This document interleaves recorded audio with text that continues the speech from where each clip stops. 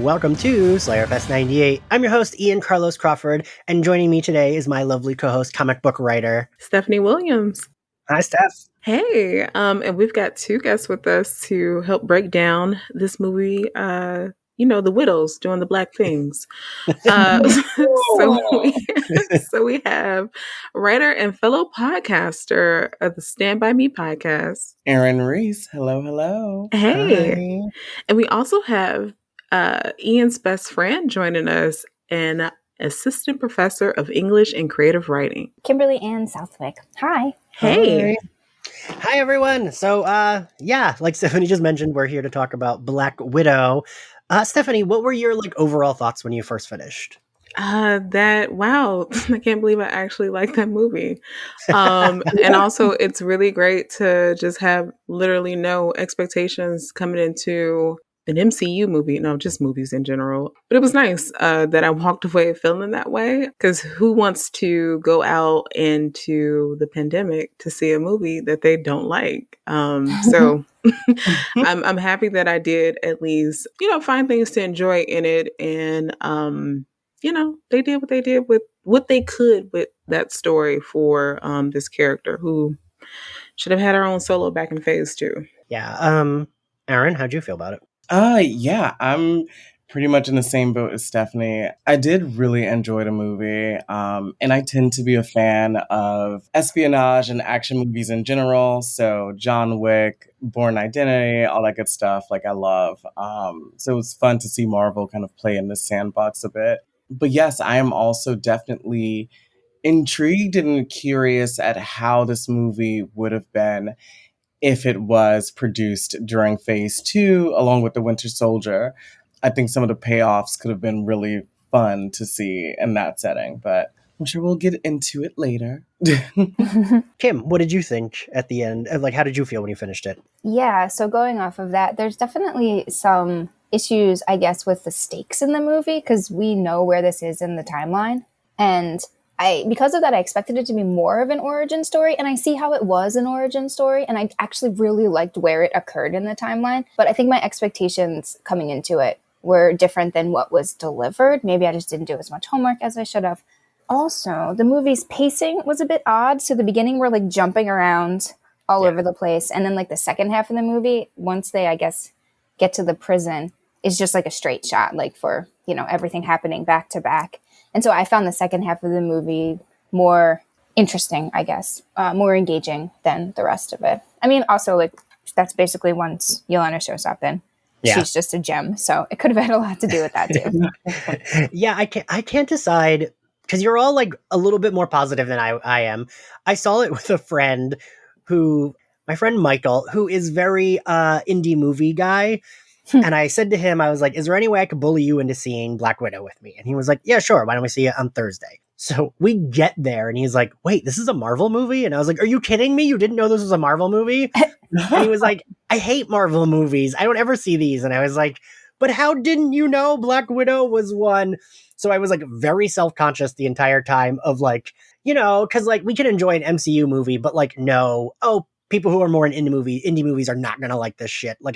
I'm aware of that, and I feel like I was just so aware of ooh, this long action scene, I bet he hates this. I think I was just almost self-conscious about seeing all this stuff that I knew that he wouldn't like. He liked it more than I thought he would by the end. That's good. But I think I just felt every time an action scene went on a little too long, or every time, like you said, Kim, it was we're popping from place to place, and that opening, I was ugh. I could see where he's gonna hate this. So I think that spoiled my viewing a little bit, but I liked it. I just felt it was too long.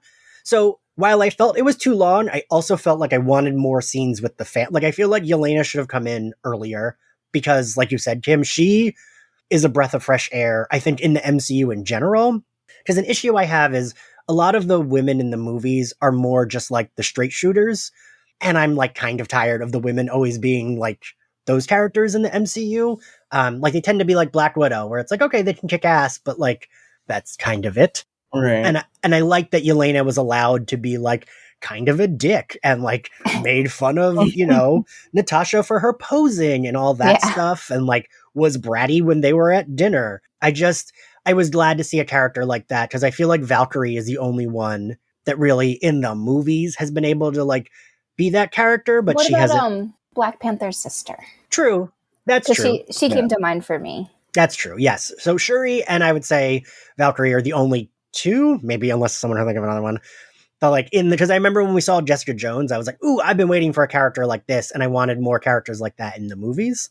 But I still like Yelena got more screen time, I feel like, in this movie. Mm-hmm. Well, I guess Shuri had a lot of screen time in Black Panther. But yeah, it was nice to see that character come in, and I liked the family dynamic. I liked how like I don't quite understand Alexi's character, Red Guardian, but I enjoyed him. You know, I liked all of the family stuff, and I wish the movie was shorter. I wish we had gotten the band back together sooner in the movie. Yeah. But yeah, so I guess we'll start with the opening because this is kind of what you said, Kim. This is kind of like the origin part, right? Mm-hmm. Almost. I was talking to Stephanie and I were talking about this before recording, and we kind of agreed, right? We weren't sure at first how long it was supposed to be this family had been together and like who, like I said that when I was watching it, I kind of thought, oh, well, they haven't been here the whole time. But in my brain, I thought Yelena was like, oh, Melina and Alexei did have a kid in this time that they were playing pretend family. Mm. And Yelena was like actually their kid, but she was not. But I thought those actors were good, the kids, and that one girl looks like a young Scarlett Johansson, which is wild. Yeah, what'd you guys think of the opening with like the flashback in 95? I enjoyed it. Yeah. Yeah, like I thought it was I don't know, like a kind of interesting way for them to, I thought of Salt because, you know, by the end of that movie, like all the Russian, yeah, I thought of that. And I love Salt, so I was happy to think about that. But I thought that it was a pretty solid way of just kind of introducing this family dynamic that did not exist for, you know, a very long time, but to make that dinner scene pop the way that it did, it made me go back to how they opened the movie. And I was like, okay, well, they effectively did that job because I care about this dinner scene that they have later in the movie where everyone is just like, you know, laying their shit out. So it was cute. I think it did a lot of good work for sure. And they have so many callbacks to the beginning in the movie that I thought were well planned, if not like, this is an obvious callback. You should have been paying attention in the beginning. Mm-hmm. Yeah. But I did feel like, especially during like the opening credits, which is kind of the end of the 1995 opening scene, I was like, man, I really feel like I missed some stuff because they packed so much into it that like felt like it was supposed to be important. And because that's all we get of like them as like youngsters. I thought it was a very interesting opening for sure. And it kind of goes off the beaten path for the typical MCU cinematic opening, in a sense where I do feel like it kind of mirrored Winter Soldier from its entry point, almost in the same vein that like you're getting, you know, the whole like Bucky assassinating like Tony's parents thing and then jumping forward in time from that. But yeah, I thought it was very important for them to set up this family dynamic, and I definitely agree with Stephanie. It's a scene that while I was watching it like IRL at the theater, I didn't necessarily understand like where it was going because it did feel like an abrupt jump. But you do get that, you know, small payoff like towards the middle of the film once they're having the dinner. Yeah, I do think you're right, Aaron. That's kind of the payoff of that like prologue is like, oh, we do see them do have a family dinner again one more time. Right. And it's kind of, they're almost like, it's like that family dinner is their last family dinner together, and then they leave Ohio. And then this family dinner almost feels like another last dinner together, right? It's like their last dinner before they have to like go fight this fight that they've been headed towards. But yeah, so, and I got to point out the cover that Nirvana cover we got over the credits, I still can't decide if I hate it or loved it, but my husband like was like deep in my ear, like, why the fuck would they do this? And I was like, I don't know. I really liked it, and my 15-month-old daughter really liked it. She was like swaying back and forth. She was very into it. Wow. So I don't know what that says about either of our musical tastes, but it was just a very weird choice. Because usually the MCU movies don't like have a song, like, right? Like aside from Guardians of the Galaxy, most of them have like a score over the credits. Right. For Loki, one of the episodes, they put a different music besides the theme music or the score music over the opening, like, Marvel thing. Mm-hmm. Yeah, that Haley Kiyoko song, which was like, that stood out to me even, right? Like, I was like, oh, okay. And I did like that song. But so we get that opening credit. So we get the opening credit, and then because by this time, what is it? Presently, 21 years later. Yes. So are we with Yelena? Are we with Yelena? Is she on the rooftop then? Oh, yes, you're right. You're right? right. Okay. Yep. I just wasn't sure. So we get that that action sequence, and I'm like, okay, I bet there's a widow who's found a cure for something. She's gonna kill her. And then what happened? There was a widow who found the cure for something, and she killed her. So I don't know, like, I thought it was a nice little action scene to follow up the one from the opening credits, because that the plane and the cars and all of that was, I love that. That was that was a nice little long action shot. But yeah, like, I was like, okay, so these vials are probably going to end up, either Yelena's going to seek out Natasha or send them to her, and she sends them to her. But I like seeing a little bit of that fight from Florence Pugh early on, so I knew that by the time her and ScarJo faced off, that we were going to be in for a good time. Yeah, yeah. I feel like I'm being overly positive about this movie because I had an edible before I seen it, and it hit. So, like, I would think I'm just, like, really laid back and relaxed. I'm just like, this is all very fun right now. I think I'm jealous of your movie watching experience. You've heard it here. Make sure you take an edible before you see the Black Widow. Yes. I probably would also be more positive if I had been stoned. I will say that confused me just a tad with the I didn't, I mean, by the end I got it, but I was like, wait, but they like go into the Red Room. Like, we saw that they go there. They're not like, mind controlled. I thought that was like a weird, like, we didn't explain it good enough for me when it happened until like the end, when it's like, oh, it like when we saw that like Natasha couldn't hit the dude, I was like, oh, okay, now I like fully get what that mist was doing or whatever. Because in my brain, it was just like, oh no, they were like, the way we saw Winter Soldier, the way he was like more brainwashed than it was like a mind control power, which is what I assumed the widows were, right? Well, initially that's what they were. We didn't know until later on in the movie that it had turned into this whole, like, they're actually messing with stuff like chemicals in the brain. Right. So I don't know, like, I don't know if it would have been nice if they would have added that little information in there, but I don't necessarily know how they would have, because a little later, you see like the widow saying, I don't want to do this, before she offs herself. Right. So maybe there could have been something there, but if they give you that much early on, do you really care later on? Yeah. And I think also too, to that point, like, I do feel like there's a conversation that kind of explains that between Yelena and Natasha, specifically the aftermath of Budapest. And Yelena is explaining to her that, like, what she experienced, what Natasha experienced, was kind of psychological warfare and conditioning. But the sort of the current state of things is literally like chemically altering like brain patterns and stuff like that. Right. And talking about how they're two very different things. But it is a very quick line. It's definitely like, can you miss it sort of line too. So I definitely was confused and was like, well, how is Black Widow different? So I remember now that you're saying that, hearing that. But as I was watching, I was like, wait, but how is she different? Especially towards the end. Oops. But so then after that, Natasha's, she's on the run because it's like post-Civil War, right? Yeah. We get, what's his face? God, what the hell is that? What's that dude's name? General Ross, right. Because I think I had thought this movie originally, I thought it took place between Infinity War and Endgame is what I thought it was supposed to take place, but clearly that wouldn't have worked.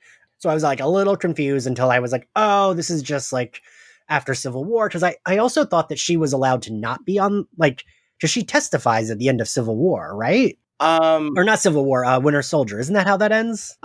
In Civil War, you essentially, like, she has, I think, one final exchange with Tony Stark, and he's basically like, you were kind of a flip-floppy bitch. So you should count them days. And yeah, she just kind of like flees. Okay, right. So then she's with that guy who gets her all the stuff. Hmm. And I just thought that was really slow at that moment because we just had like all this like really fast-paced thing with Yelena there. And I really feel like even though it was such a short part until we get her like on the bridge in the car accident and stuff, I was like, where are we going with this? Yes, I definitely thought that Yeah. too. I was like not quite sure what the plot was. Well, that part of the movie was sponsored by Tourism for Norway. And it was effective. I mean, it was a gorgeous like sequence and stuff. But I do agree. I mean, I think the one thing I've been saying about this movie consistently, in terms of like some of my feedback, is that it definitely has an editing problem. Yeah. Like there are definitely scenes that are kind of like moving a bit too much of a snail pace, and like Kim, to your point about the guy that gets her the stuff, who is essentially like her Q, right? Yeah. Is that like they kind of built this sort of like, oh, like should we care about him? Are they flirting? Is this a thing? Right. Like is this someone like I should keep an eye out for? And it kind of didn't go anywhere, but I also feel like this is unfortunately like how they, I feel like a lot of the critics who say that Captain Marvel is a Mary Sue, I feel like have not ever played close attention to Natasha. Because she's like so many things to so many people. Like, right? Like she can put Bruce Banner into a nice lullaby, tell him the sun gets real low. She can be maternal, saying I'm always picking up after you boys, but is also still always like the siren, like sexy figure as well, to a point where like when you're watching Winter Soldier, for instance, you're like, is she flirting with Sam? Like, is this a thing? Like, I don't know. It's that very like, I feel like it's something that they've like baked into her character, where she's like, oh, she's just a shifty-eyed spy, like she's a Libra. She flirts with everyone. You're making me want like an R-rated version of like something featuring her, so we can see like how many dudes has she banged? Yeah, like I want to know more or less than me. Right. I mean, I would imagine that it's like the inverse of, the gender inverse of a James Bond, right? Like he gets to fly all across the world and, have all these beautiful Bond girls. So, I mean, I would expect Natasha to have an encrypted black book that, Like, I hope so. And yeah, I do think that was on purpose, her watching like a James Bond movie in her downtime. Like that was, I think like your parallel is like completely correct, Aaron. And that was like, that's what they were getting at, right? It's like, yeah, she doesn't like care. She'll like, she does what she needs to do to like get whatever job she's doing done. Right. And like, okay, so we talked about this. Did we talk about this before or after, or before recording, Kim? About the different directors and everything? Oh yeah, hold on, let me go pull that up again. So we have directed by Kate Shortland, again, from what I can tell from names and images, a woman. Screenplay by Eric Pearson, a man, and pronouns on Wikipedia. Story by a woman and a man. And then edited by both a woman and a man. Cinematography by a man.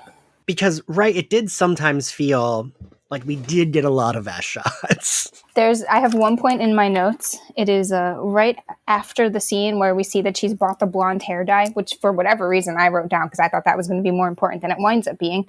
So right after that, when she's in Norway, my husband said that he had noticed at least 3 gratuitous butt shots at that point. It made him very happy. But, we're not even halfway through this movie. Yeah, it's like she goes to that car and we're just on her butt the whole time she's going to the car. And while good for her, it looked great. I wish my butt looked that nice in those jeans.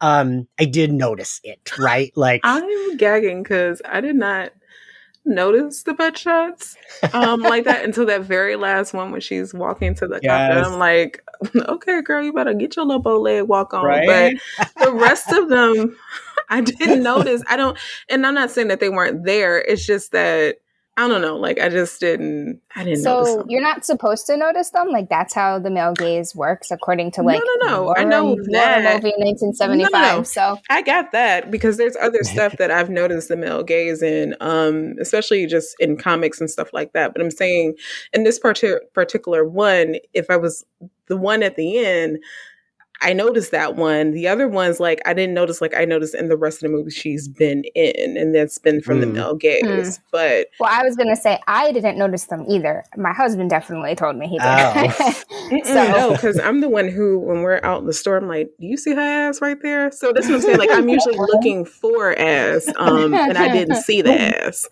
Got it. I'm looking for the ass. I legit called Stephanie yesterday, and I was like, so listen, the way Natasha walks to the Quinjet at the end of the movie is like she just bought a fresh pair of Jordans, and it's like it's her first day of like sophomore year in high school. She knows the guys are staring at her, and so she's just like, kind of trotting to her locker. It's very much that energy. And I also think it has to do a lot really too. is. Like I think ScarJo's center of gravity is very low, especially with the costumes that they put on her. Yeah. Yes. I feel like this is also incredibly noticeable in Age of Ultron too, especially because her costume was all like weird fitting because she was pregnant during filming. Right. For certain parts of that. But it's funny when like, even like thinking about, Ian, I think it was you, right, that said that you loved the actress that played the young version of her. Yeah. Or did I make that up? Okay. Yeah. Because I was like, it's so funny. This girl has like such long limbs, and ScarJo has none of that. She looked like her. I felt like she in the looked face. like her in the face. Yeah. Yeah. But I was like, oh my God, she's got like long arms, long legs, and like ScarJo's just kind of looking like the green M&M. The green M&M wishes she looked that good. So she gets the like cure thing that Yelena discovered after killing that other widow. And it's got like the picture in it, so she knows that's who sent it to her. Right. And I did think this was a good action scene. Taskmaster, oh yeah, completely demolished. Like I thought Taskmaster was like a cool idea that was kind of underused here, which I mean is typical of MCU villains. But I thought this was like a really cool action scene because it also showed us how high the stakes were. Like Taskmaster was not bothered by Black Widow at all. Like Black Widow was like a mosquito in, her way to the like cure stuff. And for those of us that don't know stuff, it was a good indication that like they were both trained by the same people because of their style of fighting. That's fair. Yeah. So, God, that scene, and does that scene end with? Yeah, that scene ends with Taskmaster just like knocking her off the bridge. And it's so funny. I'm sorry, the way she gets putted into that like fjord is hilarious to me. I think she just kind of like makes a like soft ding past the car, and she's just like flying into the river. Oh my goodness! But I also thought that this scene, and then when we actually get to Budapest too, feels very much of the like Mission Impossible, like 5, 6, as well as like Bourne Identity, because I feel like there's always some weird stakes on a bridge in these very Eurocentric espionage movies.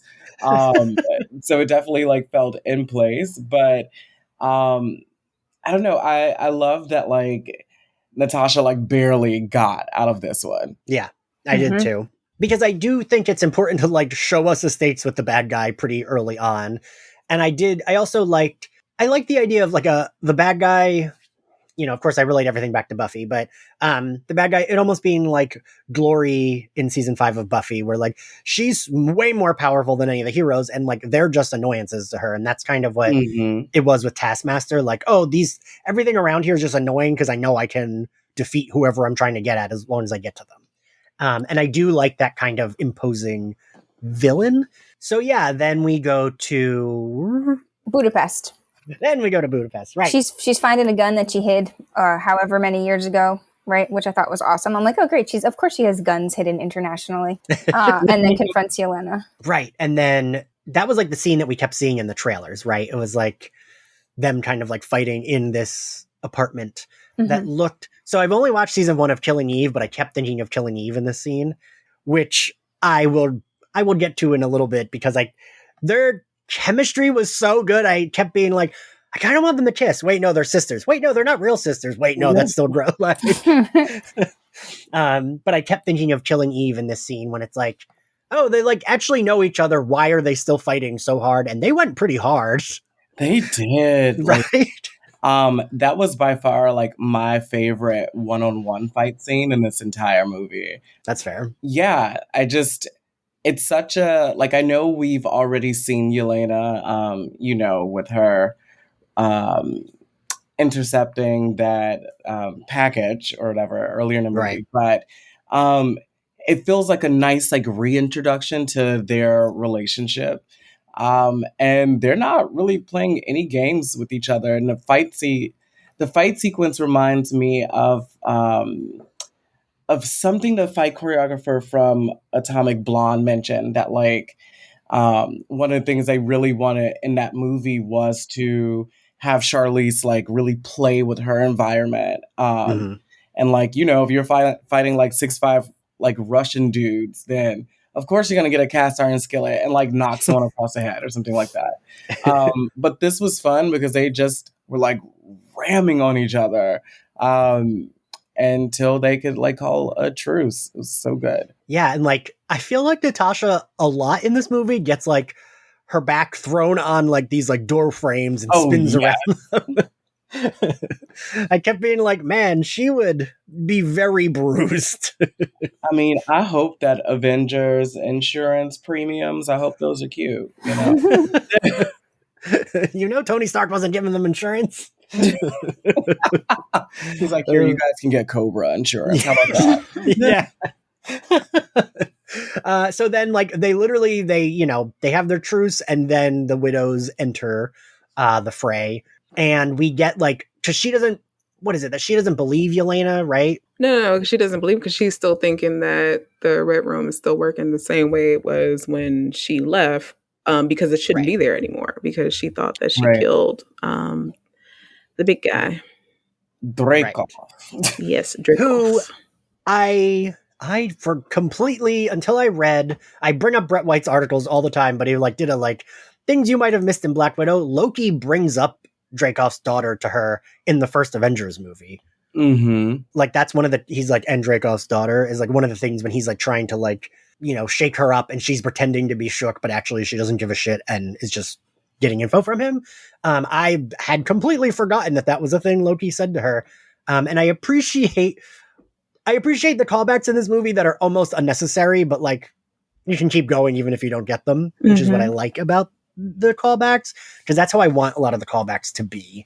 And sometimes the MCU doesn't quite get there, right? Sometimes it's like, no, you need to know what this is calling back to understand what's going on. Yes. As the person who knows barely anything compared to y'all, I will agree with that. But I also feel like to that point, I have to say one of my biggest grievances with this movie, especially since we're at this part now, I was so bummed that we did not get a flashback sequence of Budapest, since like Hawkeye and, Black Widow have talked about this in literally like 2 different Avengers movies at this point. Right. And I was like, damn, not even like a quick little like flashback scene, something, anything. And like, I don't know, the fact that they like Natasha kept like speaking about it. And Yes. I was just like, okay, but like, show me the receipts. I need the receipts. Like, I understand that you have arrow like markings in your wall and stuff. That could have been anyone. I don't know. Right. If that's Clint. Like, I want to see. Where they could have snuck that in is if they actually would have made each other pass out when they were choking each other out with the curtains. And then like I don't know, like it triggers and she has like a little flashback just before the Black Widows converge on them. That would have been nice because you're right. Like, why are y'all talking about? Stop talking about something you're not going to show me, please. Right? Yes. Like, just shut up about Budapest then. Right. Well, so after they somehow survive the Black Widow attack, we get another clue as to like how the antidote works and stuff like that, because there is actual mind control going on for real, because the Black Widow ends up offing herself. She doesn't want to, but what is his name again? Dracoff is in control of him, right? In control of her. So the way that they fall and just hit concrete, sure. Let's talk. But I mean, it's like it's fine. I mean, y'all are hurting, but anyway, they drive this BMW to shit. And I actually really enjoyed that car sequence. I thought the use of that car door to dislodge the Black Widow from the bike was actually pretty damn cool. And I'm just like, how can I one day rearrange this in some way in a comic that I'm writing? Because that was like really fucking cool. And it's like action-packed action scene, these whole motorcycle, car, tank chases and everything, but also like hilarious sister banter interspersed. Yes. And I just loved that. Yes. Though I was confused if there was a baby in the car that they stole, because there was like a baby toy that came out of the back when the car like went on the side. I was like, was there a baby in there? But I don't think there was, because I never followed up with that. But yeah, that was my mom coming out there.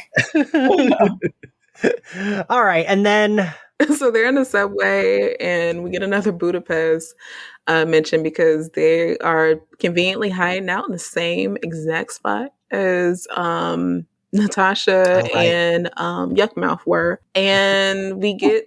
They talk more about a scene that we'll never, ever get. And then from there, she's like, I know somebody who can break us out. I mean, or who might know how to, where Dracoff is. And then we get one of the best scenes or sequences and just everything is the whole, the Red Guardian in prison break, avalanche, everything. So good. Yes. I mean, even like the funny stuff with Florence, where it would have been too much in the hands of a lesser actor, but the way that she delivers a lot of that, I don't know, she just very much feels like someone who grew up since they were 6. I mean, like, thought they had a normal life, was thrown into like this child trafficking organization, and has only ever known that life since. Like the way that she, I feel like embodies this character. Like it just makes sense. The tone, the sarcasm, the jokes, all of it. That line when she's in the helicopter and she's like, "We're both doing a good job," like with her thumbs up. But like, also, sorry, really quickly before that scene. I'm sorry, one of the funniest things, and like when I was in the theater, like the entire theater, like just erupted with laughter when she starts teasing her about. She's like, the pose. Yes, it's like your hands up, your hair's like down and stuff, and I'm like, oh my god, that is so funny. Because, the pockets too. I want to talk about her amazing AliExpress Sheen vest. I loved it. And I just thought it was so cute because, like, if you've never been able to buy anything in your whole life, of course you're going to buy something that might be a little goofy to others, but that has really endeared me to that character because, again, like the way that she is after she's come out of her like mind control and is just trying to like find herself. It's cute. She's like borderline teenager, but young adult. Yes. Not age wise, but that's kind of how their personality is. What a cute Which vest. is understandable. Yeah. I thought that the vest part was just very cute because she was just like so happy about it, right? She was like, and I added more pockets. And yeah, Aaron, that was like one of my favorite scenes because she does a really good interpretation of like that pose that she did in like every movie. Like I literally saw a splitting image of her from Iron Man 2. With that crispy, curly. Oh, I hate that wig so much. Oh my god. Whenever anyone like rags on her wigs that she wears more recently, I'm always like, okay, but that first one, like nothing is as bad as that first one. No, that first wig, like if she had tossed that shit on the floor, I would have expected it to just like move at light speed. Because I know a lot of people will rag on her Winter Soldier wig, but I'm always like, it looks better than the other one. Okay. So like if we're talking about the wiggetry of Miss Black Widow, Winter Soldier, her hair was like kind of bone straight and really nice. Like I fucked with it. I thought it worked for her. The hair that I probably had the most grievances with, outside of her, crunchy hot Cheeto hair from the second Iron Man movie. The little deep body wave. Okay, but it would be the in-game wig. How I don't know who in the wiggery department thought that this was okay. They're like, oh yeah, like I know 5 years has passed, and that's why her hair is like turning from blonde to like red. I'm like, Ian, you dye your hair like often, and like girl, that's not a thing that happened. Like her hair would have been like the color of like, I don't know, like garbage juice in New York. Garbage juice. Just like you're like a platinum blonde overlay on your wigatures, Yeah. like it. I'm like, that she said she was gonna grow out an ombre. Right, she grew out an ombre, and I'm like, no, she did not. Speaking of hair, I really liked Yelena's hair. I liked her braids. I did too. And I liked Mom's braids too, but we'll get to Mom soon. So we do get, as Stephanie mentioned, the jailbreak scene is all like Alexei, while he is a very bad dad or surrogate dad or whatever you want to call him, he's very enjoyable to watch on screen. I didn't realize, I don't know, Stephanie or Aaron, if you picked up, the guy that he breaks his wrist, which I did think was pretty gross, is supposed to be Ursa Major from like the Russian Avengers, the one that's like the bear. That's who it's supposed to be. I didn't realize that. I have a question. Okay, yes. Does everybody else die in that avalanche? I was wondering about, I was like, did they just kill a bunch of people? I mean, I thought a significant amount of them ran back inside, so like it was fine. And so inside was like not going to be impacted by the avalanche? I mean, listen, I am not an authority on broadband infrastructure. Here's my thing. Like, I do not ask questions like that of a Marvel movie. And if you ask questions like that of a Marvel movie, you might be the wrong demographic for it. Right. I was just concerned about all of those people. So just saying. No, but it's just funny though that where one Avenger gathers, there will be destruction. So I'm like, thanks for keeping that energy up. This is the same franchise that like lifted an entire city off of the ground with some like bootleg repulsor engines attached to the bottom of it, and then that same city got slammed back into the country. Right. So I'm like an avalanche does not bother me. It's okay. But it's funny though that Yelena was the one who to set off the rocket launcher, because in my mind I'm thinking like, girl, just blow the shit up, not thinking that it would cause an avalanche. I'm just like, that's fair. I mean, they're dead, but everybody else is too. Like the range of Florence Pugh's faces, because I was like rewatching it very briefly this morning, and it's like she uses a rocket launcher, she's like ha, and her face just like within a matter of like seconds just like goes from absolute pleasure to like, oh, did I do that? Right. But so I did, and I did like the like escape. Like I mean, we knew he was gonna make it, but it was like kind of thrilling with all the snow coming down, and like she's on that wire, and like has to get him. I did think it was like a very enjoyable action scene.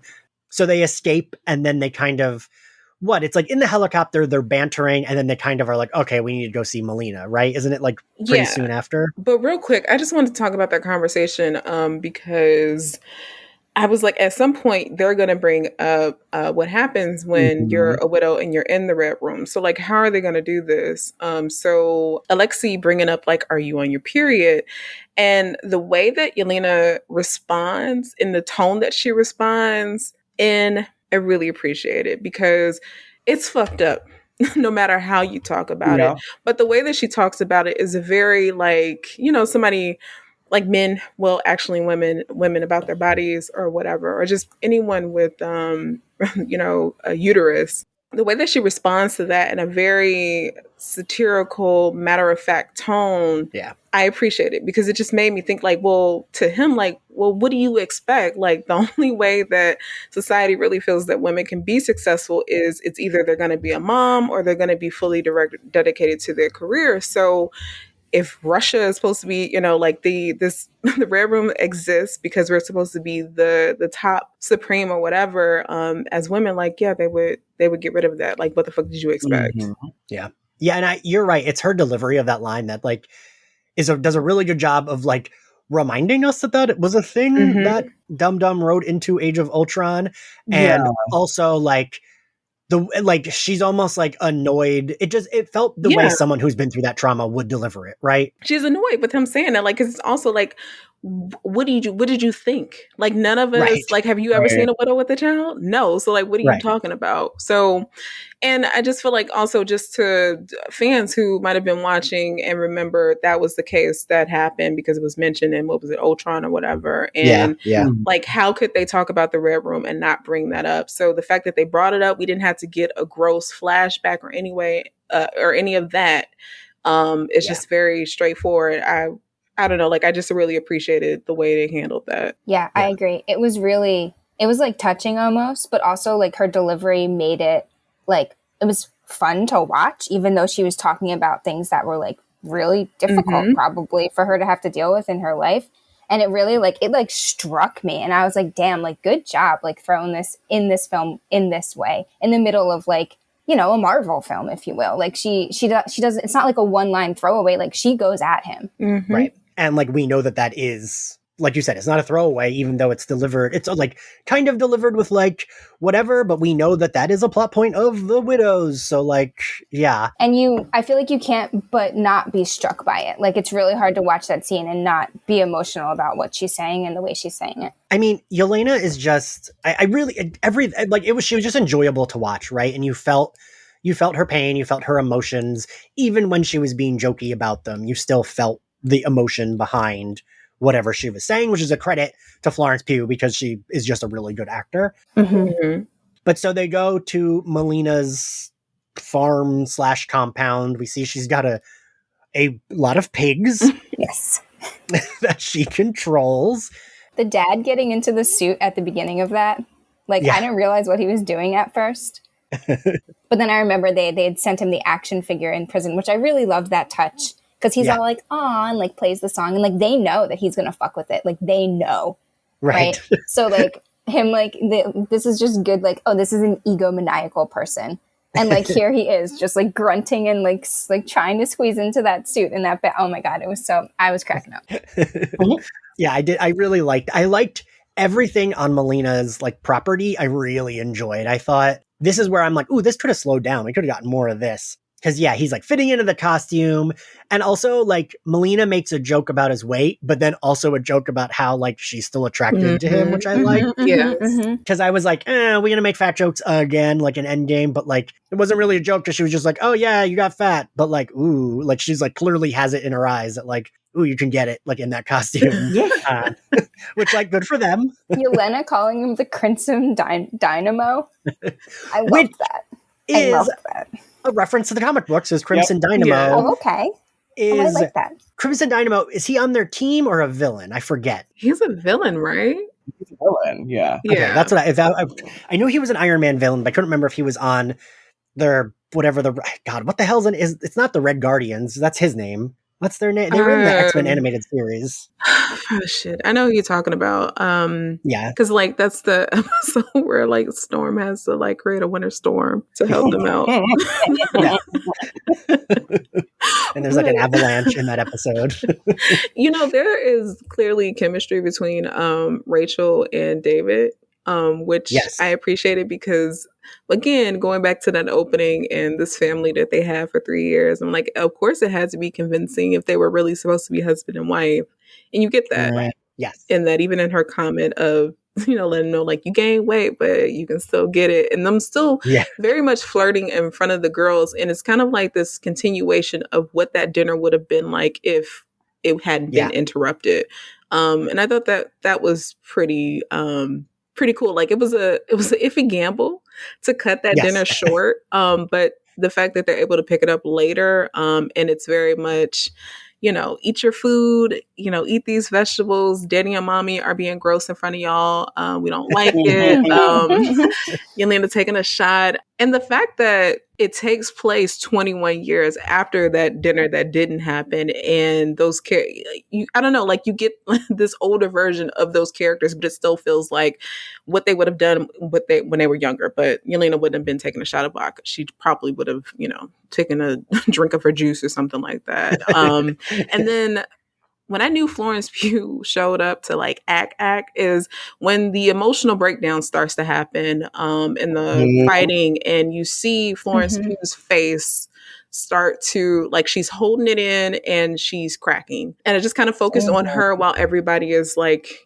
going back and forth and arguing. And then when she finally has that outburst and leaves, I don't know, like that made me go back to that opening, and I was like, yeah, y'all really, you established this. The pain only makes you stronger reference ends up coming back into play. It makes me care about the conversation that her and Alexi, or the not conversation that they have in the bedroom. And Alexi is really like this Homer Simpson of a dad. Yes. So that's a really accurate comparison. Yeah, because he's terrible, but also at the same time, like, he means well. Like he's just a fool, but he really means well. So like all of that, that's probably the strongest part of the movie. That whole time that they're at Melina's little ranch. Yeah, I agree. Was anyone else getting like Jack Nicholson and Psycho vibes from like the way that David Harbour looked in a lot of this? Because I don't know. You mean The Shining? Yeah, sorry, yeah. Yeah, he was looking a little deranged at times. But yeah, I thought he did a great job. Yeah, I thought he did a great job with the character, like just, embodying this like selfish, egomaniacal person who like does have these feelings that he's kind of hiding under like being comical. And it seemed like he was having fun, which I liked too. Yes, as an actor, for sure. Yeah, and I feel like that always makes you vibe more when it's like, oh, this is good, and also I can tell the actor's having fun. That like you enjoy the performances more. Yeah, so then we get Alexi and Yelena are talking. He's doing a very bad job of comforting her.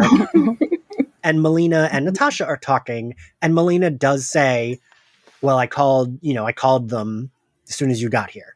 And we get the, like, we think Melina has betrayed them. And I was really happy she did not. I was, like, gonna be really bummed if she actually did betray all of them. Yeah. I was gonna be pissed. And I think that's why when that switch happened, unfortunately, I don't know. It's not necessarily I didn't see it coming, but I was just kind of like really engrossed in the story at that point. So when we find out like, oh, it was a switcheroo, I was like, oh, because you were going to undo all of that work you just did at that dinner scene if you did this. Like, you just made me like her again, and then you're about to make me unlike her. Right. Very quickly. Yeah, so we get like, they're traveling, blah, blah, blah, blah, blah. Melina gets in his office, but Dreykov kind of quickly realizes it's not Melina and takes off the little, I don't even know what the hell they call that, the little whatever mask that like we've seen in, what was it? First we saw it in Winter Soldier, and then we saw it, Agents of S.H.I.E.L.D. used it a lot, the little like mask thingies. So it's Natasha having her confrontation, and I think this stuff, while Dreykov still felt like a Phase 1 villain or like an Agents of S.H.I.E.L.D. villain, it's just like some dude who is evil. I thought this is where they gave her the most to do, Scarlett Johansson. Yeah. And I thought this scene was maybe Black Widow's best scene of like, she does get beat up by this dude, but we also learn that she's kind of playing him, which is very Black Widow, even though I definitely didn't see that part coming. Like I was like, oh shit, he ruined their plan. Like, I don't want her to be captured. And I kind of forgot, like, oh, this is what she does. And we see that we get the quick flashback of her and Melina, where what does she tell her? Like, if you break the synapse? Sever the nerve. So someone explained to me, what Was it the nerve was like right there between her eyebrows, and that's where it was like connected to everything? No, so like your olfactory, like right there, if you ever broken I've thankfully never broken my nose before, but my brother, when he broke his nose, didn't smell anything. It's the same thing. Like if you Mhm. are sick, and you have a blockage and it's squeezing that nerve. I know a lot of times when I have a sinus headache, I can't smell anything because I have so much pressure right there and it's on Yep. that, olfactory nerve. So I thought that was cute. I'm like, oh, somebody did a little research, asked a little doctor or something and wrote that into the script. That was really convenient. But you know what I will say about Dracoff, even though he did feel like a phase 1 or 2 villain, the way that they use him to just kind of be like this dark force behind like one of the departments of child trafficking. Yeah. I was like, well, at least they gave his villainy something, just that was relevant, or whatever. It made sense for the Black Widow, just the whole organization and how it worked. So at that, I was like, okay, I'll give you this. But I do agree, Ian, like he did feel like a villain that you would get maybe a 2-3 part episode. But the fact that they made it something that was topical, I was like, okay. Yeah, because I definitely, this is something like, Stephanie and I, of course, hopped on the phone like right after we both saw Black Widow, like Judy's do. But one of the things that I did find like really interesting and fascinating about this movie is that it was very clear that like Dracoff was just kind of like the figurehead for the true villain in this movie. Which was essentially like a really strong allegory for child trafficking and like human trafficking in general. And I feel like there were times during like Natasha and his exchange where like there's a point where he's just like blatantly saying it. Yeah. Right. And he's talking about how disposable like young girls are. And how like this is like he gives them purpose and like all these sort of things. Like it's a very sick and demented like misogyny that character is supposed to embody. And so yeah, he's definitely like not the most interesting villain in MCU for sure. But I do think he makes a nice figurehead for a much larger problem. Yeah, I'm going to definitely agree with that for sure. I think at one point he says something like the world has too many girls or the world has too many of these girls. And it's right after he's hit her a lot of times in ways that before we know that she's playing him are like very upsetting, Yeah. And then him saying that like really it's like, in case you haven't gotten this yet, like this is how deep like my misogyny runs. Like he just flat out says something like that. And the glee with which he shows her this like network, which I was so glad that she's using all of his like, what's it called? Like his ego again. I guess a lot of the males in this film, a lot of the men have big egos is another point we could make.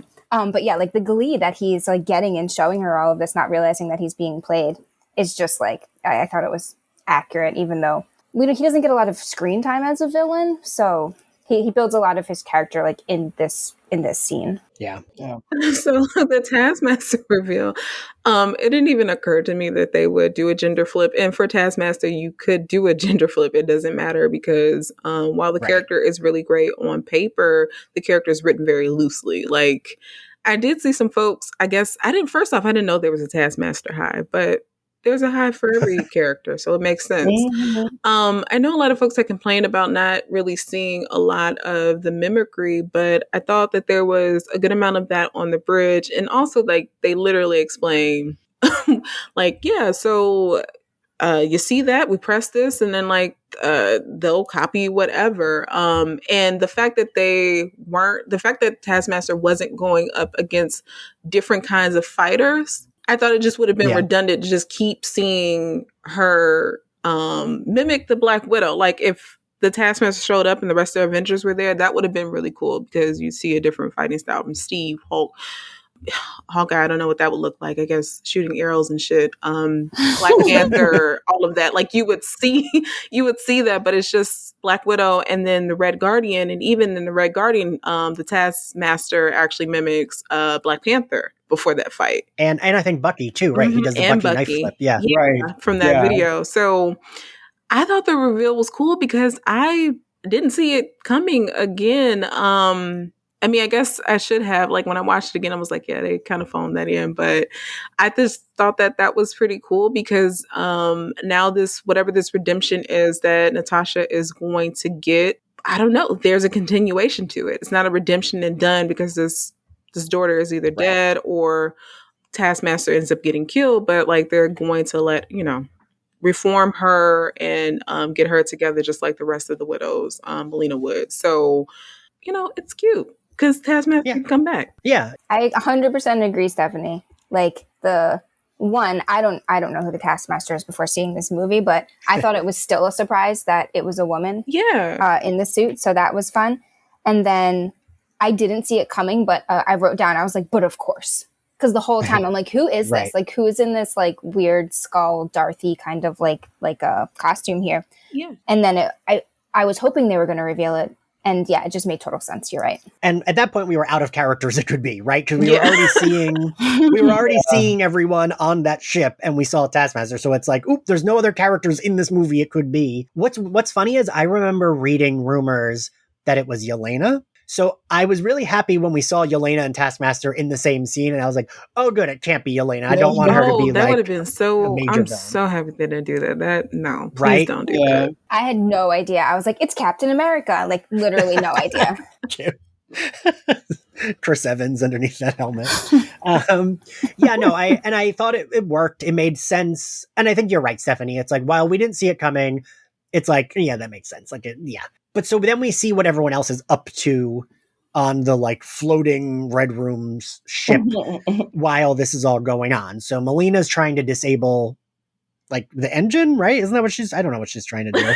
Yeah. And I love how like the plan that they made or whatever just slowly dissolves and it's just like, well, change it again. Well, now we're doing a controlled descent. I've actually destroyed everything. We got to get the fuck out of here. The way Rachel Weisz delivers that line while the engine's exploding was very good. And she's like, oh, I've blown up one of the engines, so we're going to have to compensate for that. Like, just like, no big deal. But don't panic. I love the twist that there's only one earpiece. Yeah. Like, it's funny, but also like it raises the stakes a little bit because only the two of them can communicate. Yeah. Mm-hmm. Absolutely. We get Red Guardian fighting Taskmaster. He's not very good at it. They lock Taskmaster in one of those cells, which I will say it did feel like, couldn't Taskmaster just like punch her way out of that or whatever at that point? Like she's not strong enough. She can just mimic the moves and that's it.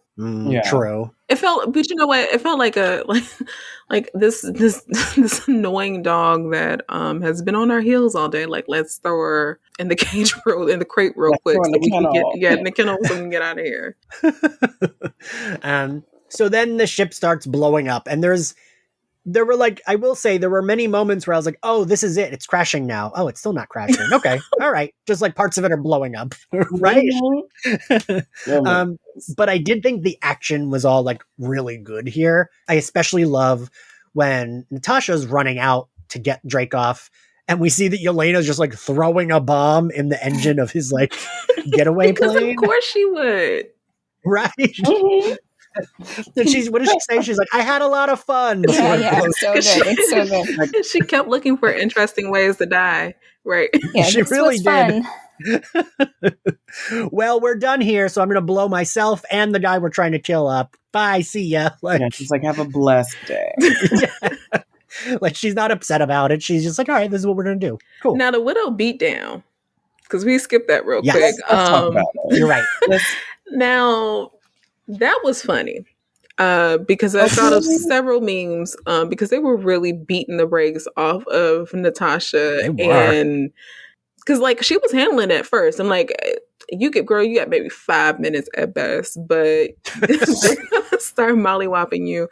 And they did. And I just love that the only reason why she survived is because Yelena like had that bomb of the Yeah. antidote, and it was Mhm. like, oof, it was about to be over for you, girl.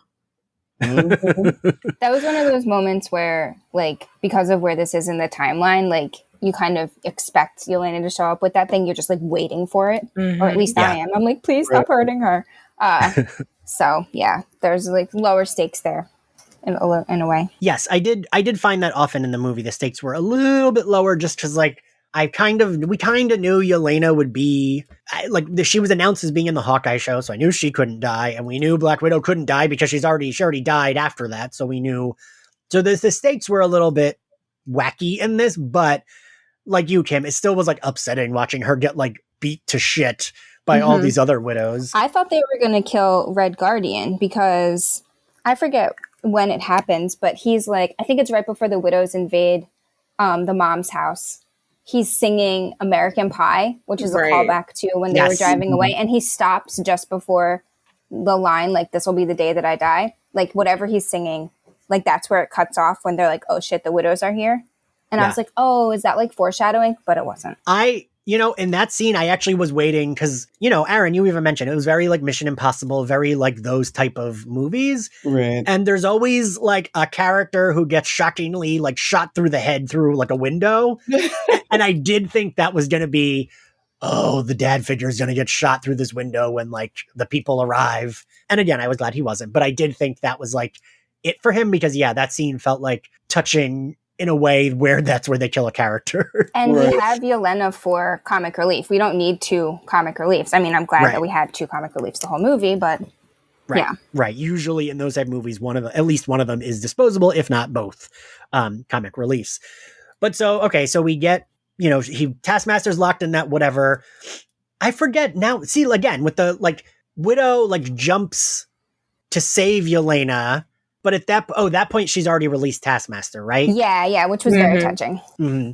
Although, I will say, half of me was like, but Taskmaster's just going to try to kill you. Don't let her out of there. Oh, yeah. I definitely was like, girl, save yourself. Right? That's what I kept thinking, which I guess maybe we're just assholes. No, it's understandable, but it made sense that Natasha would do that because the whole time, like, Yelena has been like, you left me, you didn't come back, you left all of us, you just you left, right? You didn't go double check your work, do your homework to make sure that he was actually dead and the Red Room no longer existed. So for her to get this kind of like this atonement to save the Taskmaster, because she could have left her, but she didn't.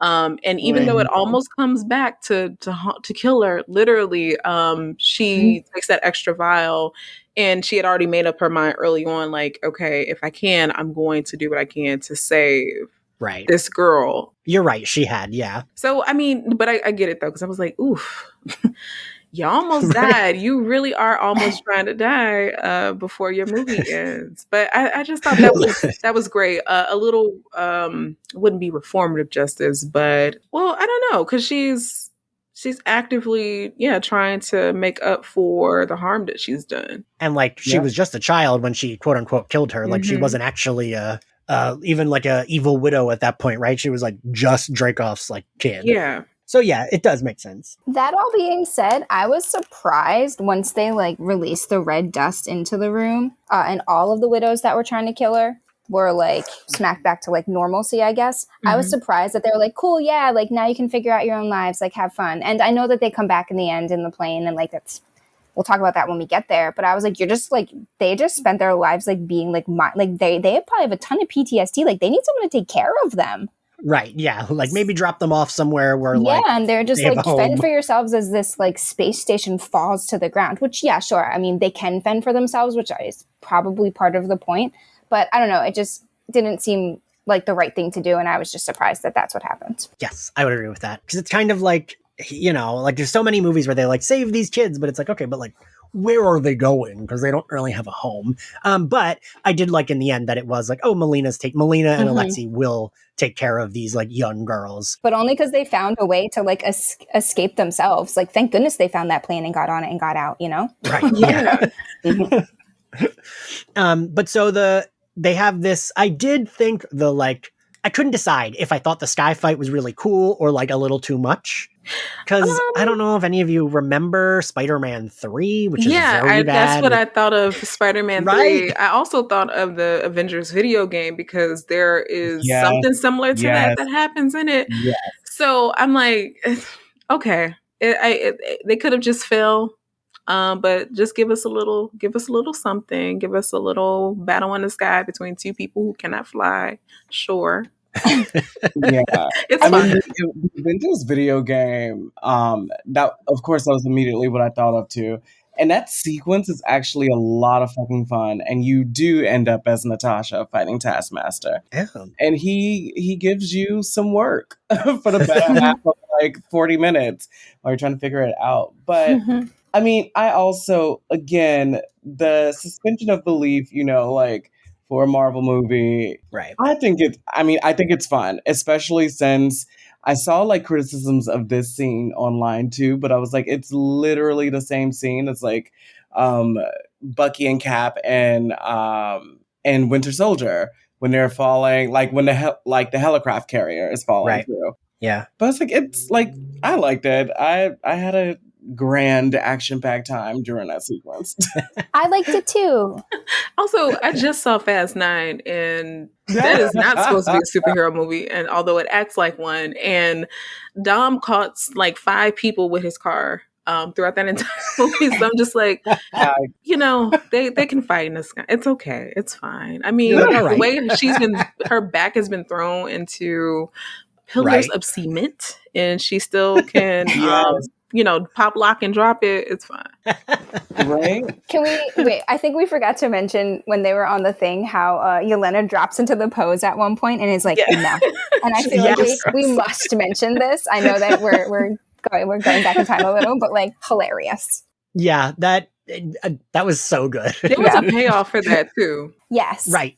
Yes. Mm-hmm. It didn't matter how many times she mentioned it. It was hilarious every time. And so, yeah, that was truly a great payoff in that moment. Yeah. But I did want to say, one of the reasons I liked the falling from the sky scene is because the Taskmaster Black Widow fight on the ground is so short because she pops the vial pretty quickly that I thought like had there been less of that fight there. And she saves Yelena, which is important. Right. So we see her like choosing other people over herself like multiple times. But I thought that fight on the ground was pretty short. So it was fun to see them fight in the air.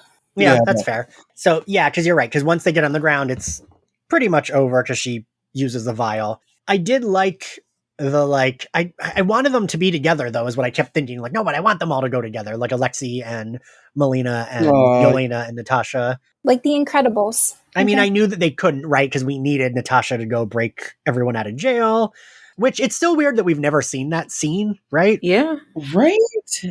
I mean, I definitely felt like that was a missed opportunity. Instead of the scene that we got, like the first post-credit scene, I thought it would have been more interesting to show the Quinjet over the raft prison. Yeah. Yeah. And I'm like, it wouldn't even require like ScarJo to be in the shot. Like, it can be a completely CGI'd moment, but yeah, we don't need cameos from everyone she saves. It's just like, show us that she's there to like, it's just, I mean, the sentiment that she expresses about like her 2 families and stuff, like it's pretty heavy handed, but I thought it was effective. And I mean, maybe they could have worked that into a scene that would have delivered something more big, important, but whatever. I did like the wrap up here. I did get really, I'm not gonna lie, I was like emotional when Yelena gave her that vest, and I was like, I can't fucking believe I didn't realize that's the vest she wore all through Infinity War. I knew it. Oh, you did? Yeah. I kept waiting for that vest to pop up. I mean, and this is partially because I am a collector geek, and the manufacturer of Hot Toys like makes like really spot on. Oh, they do. Yeah, I know. So I have the hot toy from Infinity, where she's wearing the green vest. And I remember when the trailer first came out, I was like, oh, I think this is the vest. It's definitely the vest.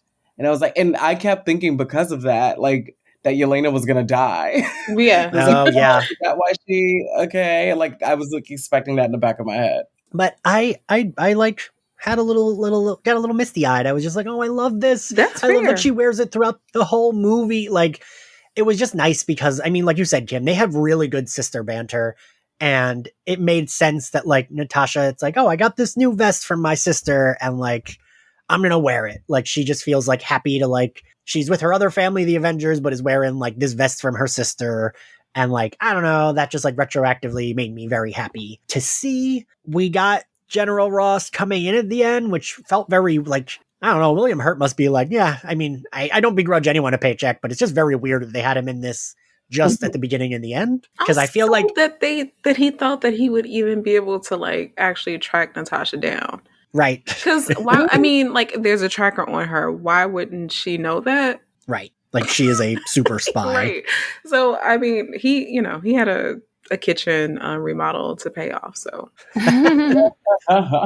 Well, I feel like, don't you feel like General Ross is, that's how he's in all of these movies, aside from, like, once they decided to bring him back, which took a while, it was like, he was like, you got me for 10 minutes each day. That's what I'll do, and I'm going to charge you a lot of money. And they were like, all right, we got the budget, sure.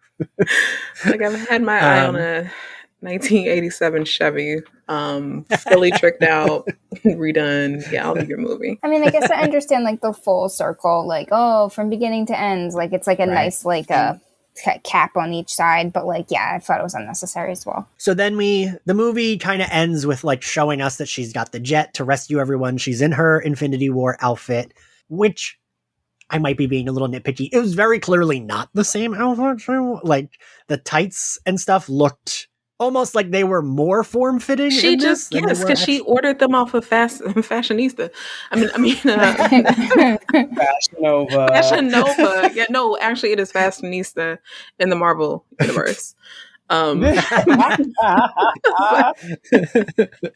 that, I was like, damn, Charlotte, like, is your ass heavy? Because I'm like, she was like really slinging it. Yes.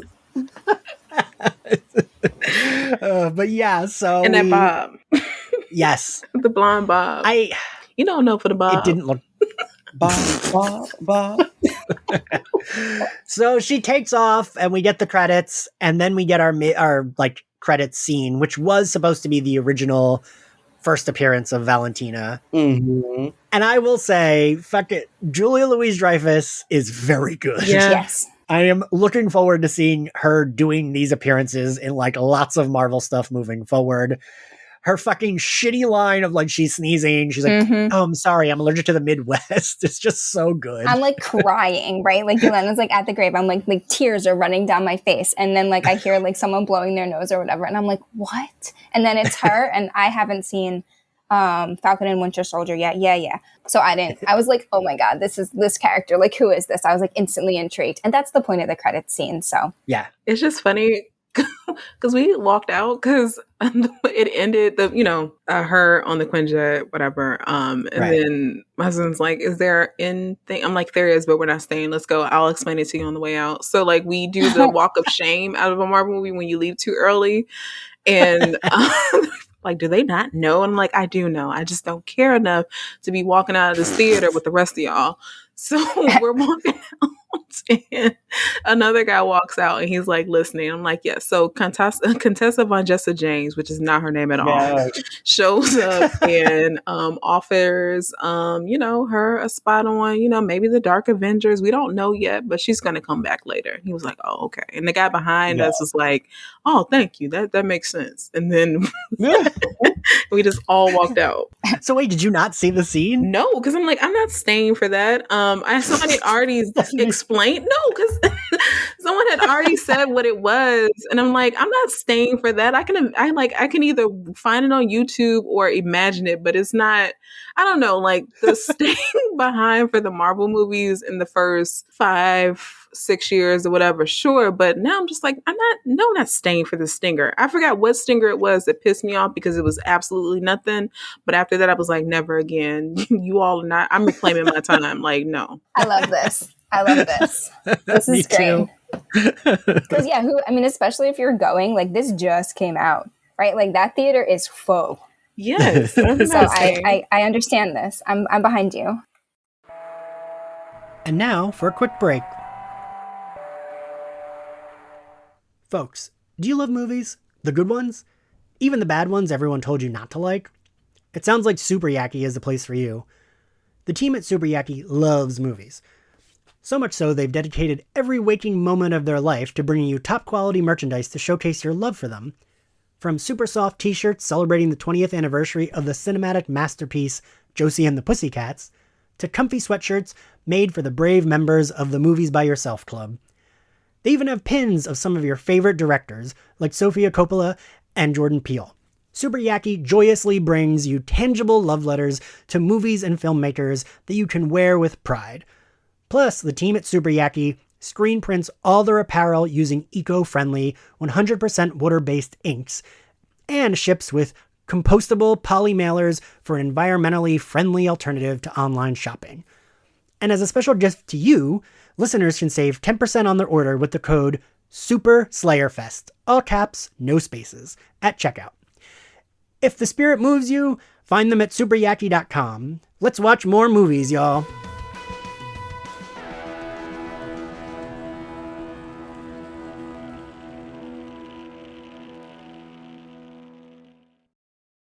Now that we're at the end, favorite scene, Kim? It has to be any scene that involved sister banter. I don't know why, but particularly when like they steal the guy's car, and ScarJo is like, "But you can't just steal a guy's car." And Yelena, this is like maybe one of the first moments that we start to get their banter, which is why it sticks out in my mind so well. And the Stitch is like, "Oh, do you want me to like unsteal it and give it back to him now?" Like, I don't know, like that really got me. So yeah, I loved all the. I know it's not one scene, but all the sister banter. That's fair. Stephanie? The dinner scene. It was Fair. just some phenomenal acting in the middle of this comic book movie. Yeah. Aaron?